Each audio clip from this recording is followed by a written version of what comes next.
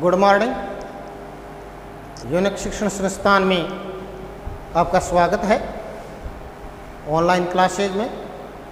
और कल हम चर्चा कर रहे थे जो राजनीति विज्ञान के तीसरे अध्याय के अंतर्गत चुनाव और प्रतिनिधित्व, जिसके अंदर हमारा कल का टॉपिक था कि परिसीमन आयोग और जो आरक्षण की व्यवस्था कि निर्वाचन क्षेत्रों में आरक्षण और साथ ही साथ में परिसीमन आयोग। आज हम चर्चा करेंगे चुनाव और प्रतिनिधित्व के अंतर्गत ये अध्याय तीसरे में हमारा आज का टॉपिक रहेगा सार्वभौमिक वयस्क मताधिकार और चुनाव लड़ने का अधिकार।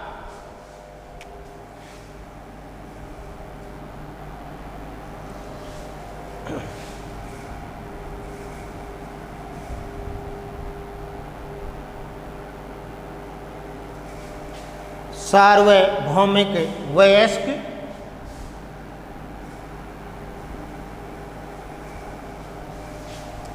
मताधिकार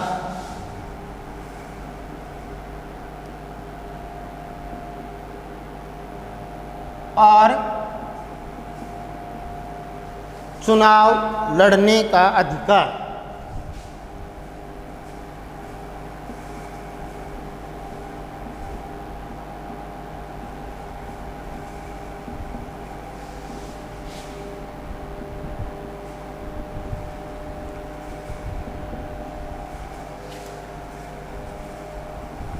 आज हम चर्चा करेंगे चुनाव लड़ने का अधिकार किस किस को है, किसको नहीं है, सार्वभौमिक वयस्क मताधिकार किसे कहते हैं।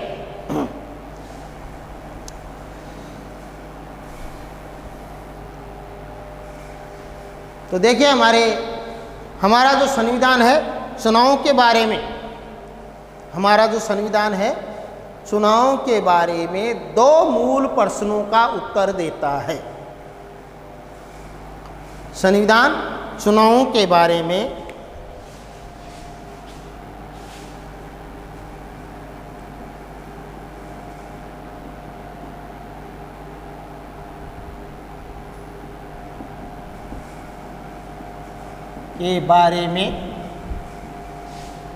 दो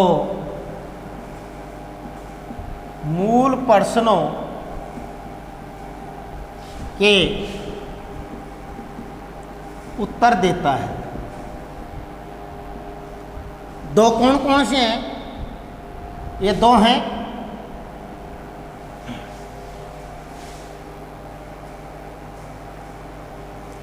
दो प्रश्न कौन कौन है? संविधान जो चुनावों के बारे में दो मूल प्रश्नों के दो मूल प्रश्न कौन कौन से हैं? मतदाता कौन है? एक तो है मतदाता कौन है, इसका उत्तर आपको मिल गया होगा। और कौन चुनाव लड़ सकता है?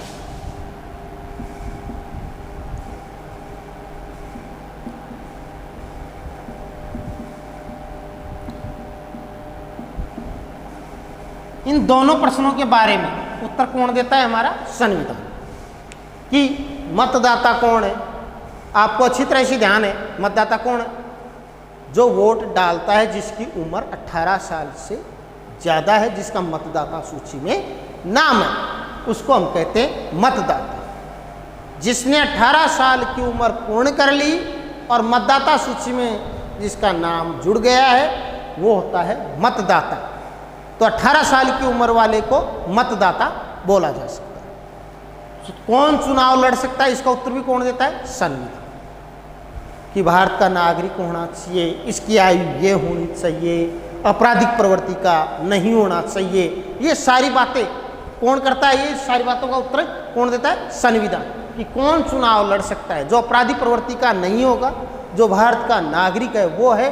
और यहाँ पर हमारे जो इसके अंतर्गत आय को, शिक्षा को, वर्ग को, लिंग को, इनको आधार नहीं माना गया है कि इनके आधार पर हम चुनाव से उसको निरस्त कर देंगे या चुनाव नहीं लड़ सकता है। बल्कि यदि आपराधिक प्रवृत्ति का है तो वो जिसके ऊपर 2 साल का मुकदमा चला हुआ है या न्यायालय में विचाराधीन है तो वो चुनाव नहीं लड़ सकता। इसके अलावा हमने समानता रखी है, चाहे गरीब है, चाहे वो अमीर है, चाहे पढ़ा लिखा है, चाहे नहीं पढ़ा लिखा है, चाहे किसी जाति का है, चाहे किसी वर्ग का है, वो सब चुनाव लड़ सकते हैं। तो देखिए हमारा संविधान इन दोनों प्रश्नों के उत्तर देता है। हम जानते हैं कि लोकतांत्रिक चुनाव में देश के सभी वयस्क नागरिकों को चुनाव में वोट देने का अधिकार होना जरूरी है। लोकतंत्र तभी माना जाएगा जब सारे देश के जो वयस्क नागरिक हैं उनको मत देने का अधिकार प्राप्त होगा, तभी उस व्यवस्था को हम लोकतंत्रीय व्यवस्था कह सकते हैं या जनता का शासन कह सकते हैं। और इसी व्यवस्था को कि जिस देश के अंदर या देश के सभी वयस्क की उम्र निर्धारित की गई है। शुरुआत में 21 साल निर्धारित की गई थी और वर्तमान में इसकी उम्र को घटा करके 21 से घटा करके वर्तमान में किस उम्र के व्यक्ति को वयस्क माना जाता है? 18 वर्ष के व्यक्ति को वयस्क की श्रेणी में माना जाता है। तो वयस्क उसको कहा जाता है जिसने वर्तमान में 18 वर्ष पूर्ण कर लिए, उसको वयस्क कहा जाता है। तो वयस्क मताधिकार उसको कहा जाता है। देश के सभी वयस्क नागरिकों को चुनाव में वोट देने का अधिकार होना, इसी को हम वयस्क मताधिकार के नाम से जानते हैं। जिसने 18 वर्ष की या वयस्कता की जो उम्र है 18 वर्ष उसको पूर्ण कर लिया है, प्राप्त कर लिया है, उसको हम वयस्क कहते हैं और उसको वोट देने का अधिकार मिल जाता है, उसी को हम क्या कहते हैं? वयस्क मताधिकार। वो अपने मत का प्रयोग कर सकता है। हमारे देश के अंदर ये बड़े इजीली तरीके से निर्णय हो गया था। संविधान सभा के अंतर्गत सर्वसम्मति से इसको पारित कर दिया गया था। परंतु अनेक देशों के अंदर देखो नागरिकों को इस अधिकार को प्राप्त करने के लिए अपने जो शासक थे, जो राजा थे, उनसे लंबी लड़ाई लड़नी पड़ी थी। बहुत से देशों में तो महिलाओं को यह अधिकार काफ़ी देर से और बड़े संघर्ष के बाद भी महिलाओं को वोट देने का अधिकार मिला। भारतीय संविधान निर्माताओं ने, जो भारत के संविधान निर्माता, उन्होंने तो एक महत्वपूर्ण निर्णय के द्वारा प्रत्येक वयस्क भारतीय नागरिक, जो प्रत्येक वयस्क है भारतीय नागरिक है, उसको वोट देने का अधिकार प्रदान कर दिया था। तो इसमें वयस्क मताधिकार किसे कहा जाता है? सबसे पहले देश के सभी वयस्क नागरिकों को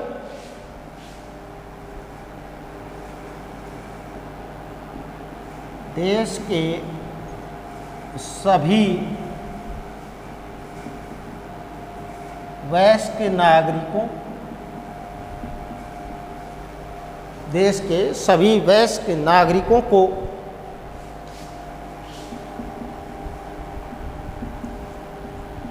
चुनाव में, देश के सभी वयस्क नागरिकों को चुनाव में वोट देने का अधिकार, चुनाव में वोट देने का अधिकार ही, वोट देने का अधिकार ही सार्वभौमिक वयस्क अधिकार ही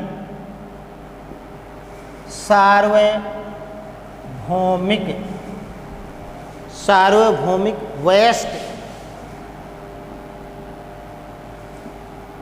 मताधिकार, देश के सभी वयस्क नागरिकों को चुनाव में वोट देने का अधिकार ही सार्वभौमिक वयस्क मताधिकार के नाम से जाना जाता है। देखिए इसमें ध्यान देने योग्य बात ये, सार्वभौमिक अर्थ हो गया सभी को, चाहे न लिंग के आधार पे कि स्त्री है चाहे पुरुष है, जिन्होंने निश्चित आयु प्राप्त कर ली है, वयस्कता की श्रेणी में आ गई है, चाहे वो किसी भी जात का हो, किसी पात का हो, किसी भी धर्म का हो, किसी भी समुदाय का हो, किसी संप्रदाय का हो, किसी भी जाति का हो, जिसने निश्चित आयु प्राप्त कर ली है या वयस्कता की श्रेणी में आ गया है, उसको वोट देने का अधिकार मिल जाता है। यह अधिकारी क्या कहलाता है? वयस्क, सार्वभौमिक वयस्क मताधिकार। सार्वभौमिक मतलब सभी को, किसी एक को नहीं बल्कि सभी समुदाय, सभी श्रेणियों को वो मत देने का अधिकारी क्या कहलाता है? सार्वभौमिक वयस्क मताधिकार। हमारे संविधान के अंदर देखो 1989 तक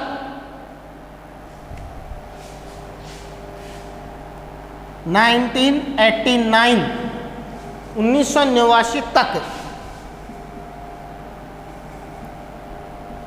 21 वर्ष 1989 तक 21 वर्ष से ऊपर के 21 वर्ष से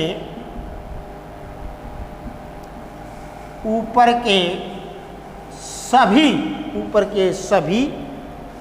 के सभी भारतीय नागरिकों को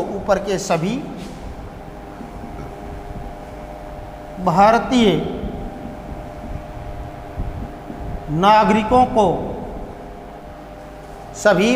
नागरिकों को वयस्क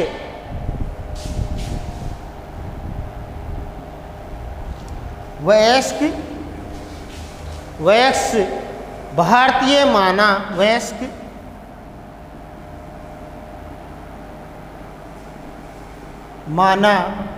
जाता था, वयस्क माना जाता था। 1989 तक क्या व्यवस्था थी कि 1989 तक 21 साल का जो भी भारतीय है, चाहे वो किसी भी जात का हो, किसी पात का, वो किसी भी वर्ग का हो, किसी भी स्त्री हो, चाहे पुरुष हो, चाहे किसी भी समुदाय का हो, सभी भारतीयों को जिसने 21 साल या 21 साल से ऊपर की आयु प्राप्त कर ली है, उसको क्या माना जाता था? वयस्कता की श्रेणी में माना जाता था और उसको वोट देने का अधिकार प्रदान संविधान के द्वारा प्रदान किया गया था।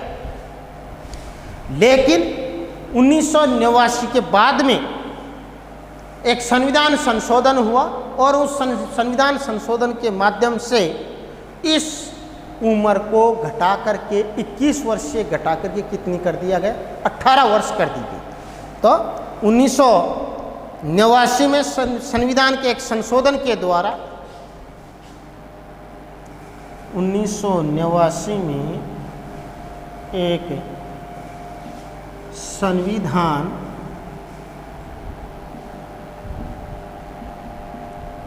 एक संविधान संशोधन के द्वारा 1989 की बात है, 89 तक 21 वर्ष थी, परंतु 1989 में ही एक संविधान संशोधन हुआ। 1989 में संविधान संशोधन के 1989 में एक संविधान संशोधन के द्वारा इसे घटाकर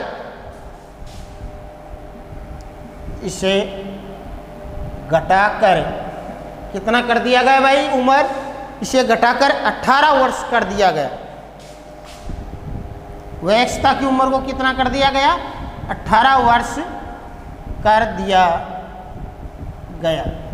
और ये वर्तमान में यही है कि जो 18 साल की उम्र प्राप्त कर लेता है, चाहे वो किसी भी वर्ग, जाति, समुदाय का हो, चाहे किसी भी लिंग के आधार पे हो, उसको यदि 18 वर्ष उसने पूर्ण कर ली है तो उसको वयस्कता की श्रेणी में माना जाता है और उसको मत देने का उसका अधिकार मिल जाता है।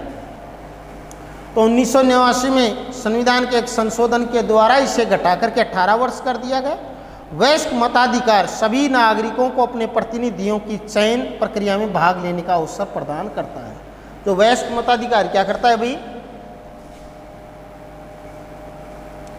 वयस्क मताधिकार, मत देने का अधिकार।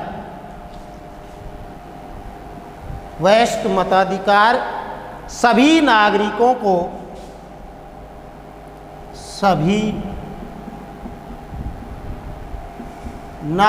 को देश के जो भी टोटल नागरिक, सभी नागरिक जिन्होंने 18 वर्ष की वर्तमान उम्र प्राप्त कर ली है, उन्होंने सभी नागरिकों को अपने प्रतिनिधियों की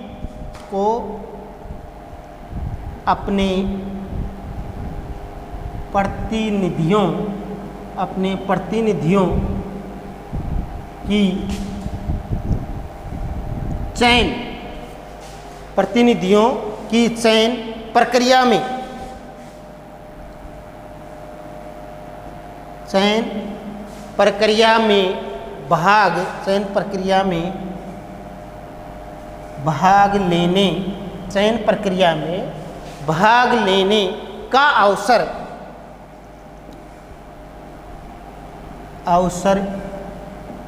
प्रदान करता है। कौन?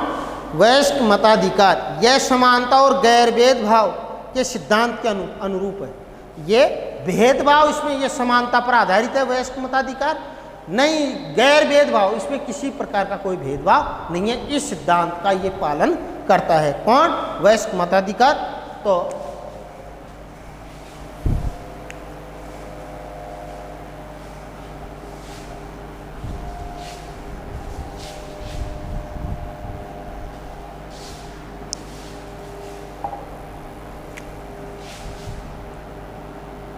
वयस्क मताधिकार, जो वयस्क मताधिकार है वो समानता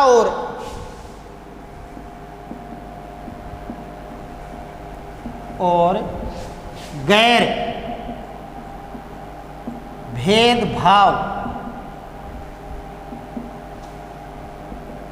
समानता और गैर भेदभाव के सिद्धांत के अनुरूप है। किसके अनुरूप है ये? कि इसके अंदर एक बात तो समानता की देखने लिए मिलती है, दूसरी बात हमारे को इसमें किसी प्रकार का हमारे कोई भेदभाव नहीं मिलता है। जिस व्यक्ति ने 18 वर्ष की उम्र प्राप्त कर ली है उसको अपना मत देने का और अपने प्रत्याशी या प्रतिनिधि चुनने का अधिकार मिल जाता है। यही वयस्क मताधिकार कहलाता है। अब बात ये तो हो गया हमारा वयस्क मताधिकार। अब आता है हमारा चुनाव लड़ने का अधिकार। संविधान चुनाव लड़ने का अधिकार किन किन को प्रदान करता है, किन को नहीं करता है, इसके बारे में अपन चर्चा अब करेंगे। तो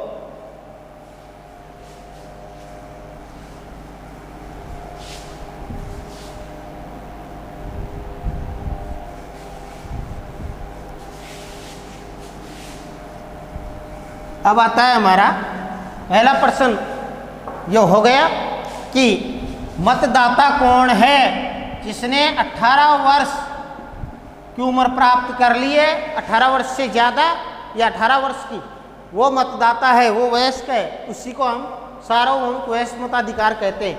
दूसरा है चुनाव कौन लड़ सकता है? इसका उत्तर देखिए, इसमें संविधान क्या कहता है चुनाव कौन लड़ सकता है?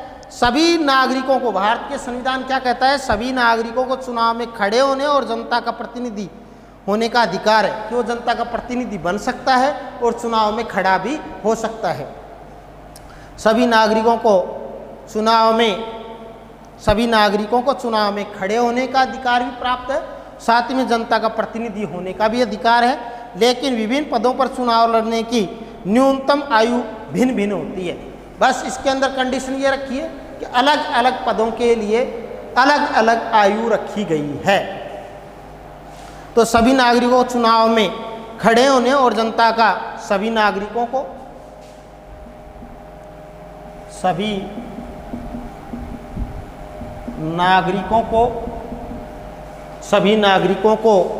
चुनाव में खड़े होने, चुनाव में खड़े होने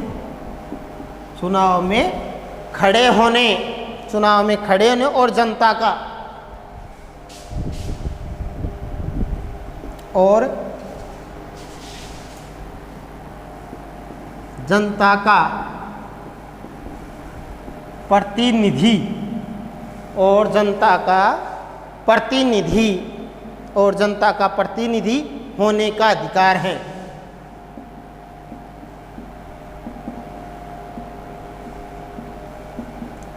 ये किसके अंदर? भारतीय संविधान में ये बात कही गई कि चुनाव कौन लड़ सकता है?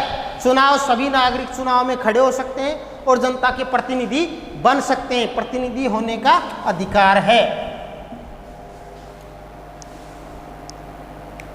लेकिन विभिन्न पदों पर चुनाव लड़ने की न्यूनतम आयु भिन्न भिन्न होती है। लेकिन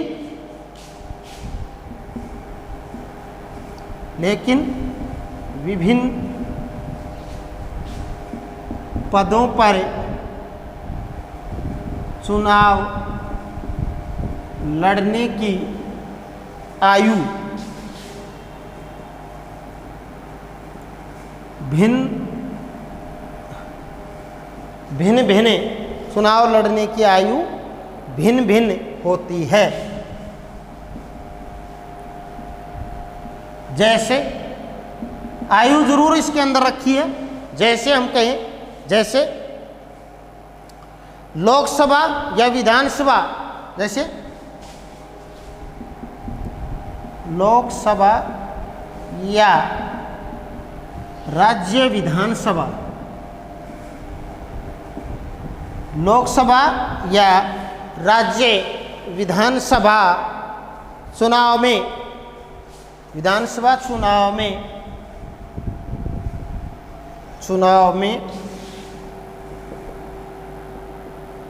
खड़े होने की, राज्य विधानसभा चुनाव में खड़े होने के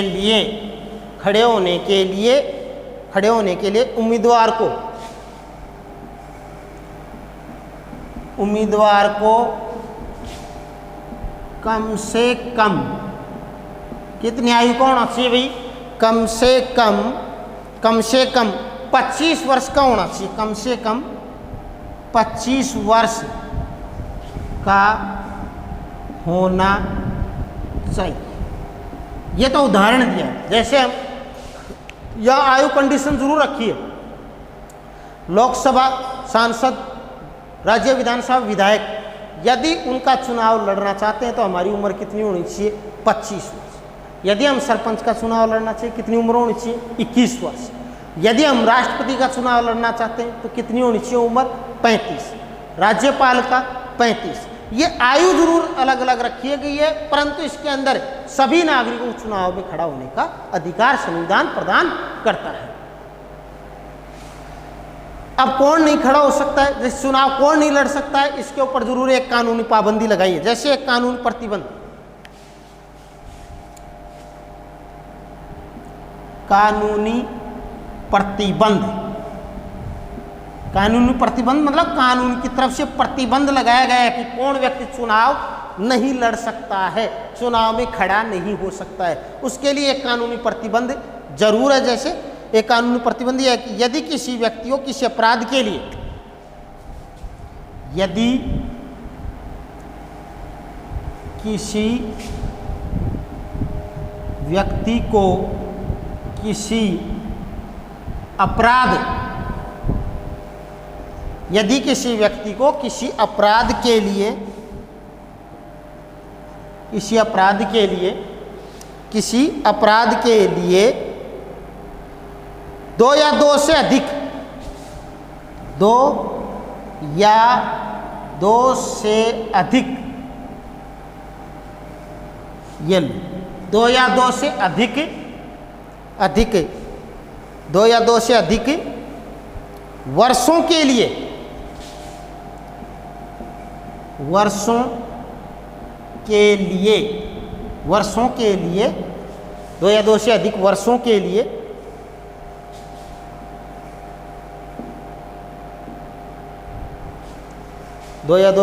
वर्षों के लिए जेल हुई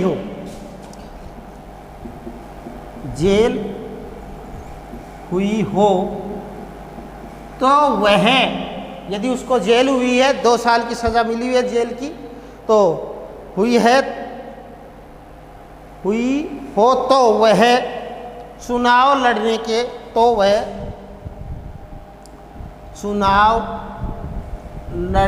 के योग्य नहीं है, कि वह चुनाव लड़ने के योग्य नहीं है। यदि किसी भी भारतीय को 2 या 2 से अधिक वर्षों के लिए यदि जेल हुई है किसी अपराध के लिए, तो वो चुनाव लड़ने के योग्य नहीं माना जाता, वो चुनाव नहीं लड़ सकता है। ये प्रतिबंध लगाया गया है कानूनी तौर पे। इसके अलावा देखिए, लेकिन इसके अलावा चुनाव लड़ने के लिए हमारे यहाँ पर भारत के अंदर आय, चाहे संपत्ति है, आय है, शिक्षा है, वर्ग है या लिंग के आधार पर कोई प्रतिबंध नहीं है कि वो गरीब है या अमीर है, स्त्री है चाहे पुरुष है, चाहे किस जाति का है, किस वर्ग से बिलोंग करता है, ये उसके लिए कंडीशन नहीं है, वो चुनाव लड़ सकता है यदि उसने कानूनी तौर पे, यदि वो अपराधी है, 2 साल की जेल हुई है, 2 से अधिक साल की जेल हुई, तो वो चुनाव नहीं लड़ सकता है, अन्यथा वो चुनाव लड़ सकता है। यहाँ पर आय संपत्ति के आधार पे, स्त्री पुरुष के आधार पे, वर्ग के आधार पे, जाति के आधार पे कोई भेदभाव नहीं किया गया है, सभी चुनाव लड़ सकते हैं। तो इस प्रकार से हमारी चुनाव व्यवस्था सभी भारतीयों के लिए खुली हुई है। ये इस प्रकार से हमने आज 2 टॉपिकों के बारे में चुनाव जो चर्चा की, सार्वभौमिक वयस्क मताधिकार और चुनाव लड़ने का अधिकार।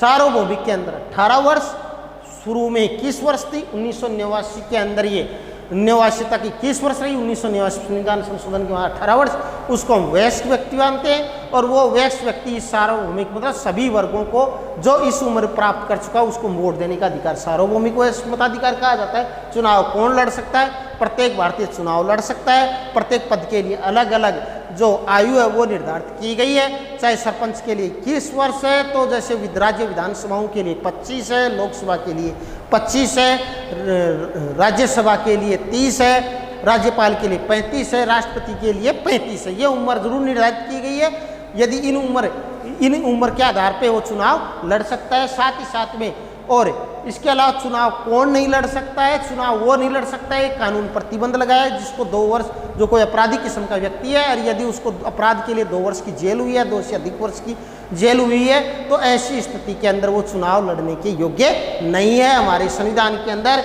किसी भी आय के आधार पे, संपत्ति के आधार पे, वर्ग के आधार पे, जाति के आधार पे किसी प्रकार का कोई प्रतिबंध नहीं लगाया गया है। सभी नागरिकों को क्या है? चुनाव लड़ने का अधिकार प्रदान किया गया है। और इसी के साथ में आज का टॉपिक संपन्न हुआ। कल हम चर्चा करेंगे स्वतंत्र निर्वाचन आयोग। जो निर्वाचन करवाने का कार्य है, चुनाव करवाने का कार्य है, वह है स्वतंत्र निर्वाचन। ये भी एक स्वतंत्र, जैसे परिसीमन आयोग स्वतंत्र है, उसी प्रकार से निर्वाचन आयोग भी एक स्वतंत्र निकाय। इसके बारे में हम चर्चा कल करेंगे। धन्यवाद।